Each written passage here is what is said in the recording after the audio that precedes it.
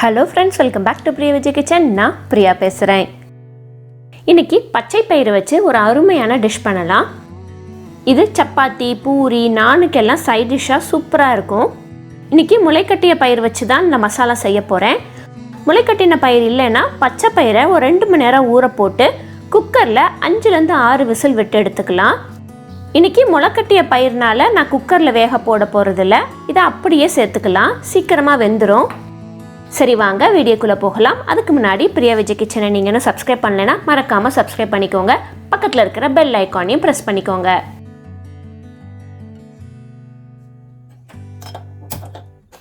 இப்போ ஒரு கடாயில் 1 டேபிள் ஸ்பூன் எண்ணெய் விட்டுட்டு கூடவே 1 டீஸ்பூன் நெய்யும் சேர்த்துக்கலாம்.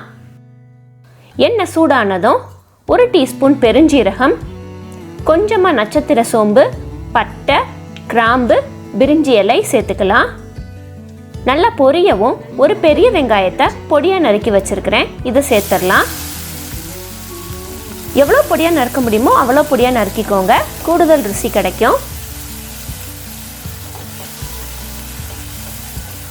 அடுத்து இதோட 1 டீஸ்பூன் இஞ்சி பூண்டு விழுது சேர்த்துக்கலாம்.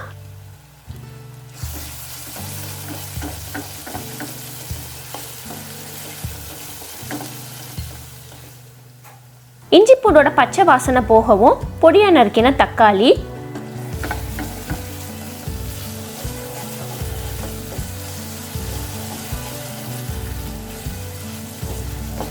வெங்காயம், தக்காளி வதங்குறதுக்கு கொஞ்சமாக உப்பு சேர்த்துக்கலாம்.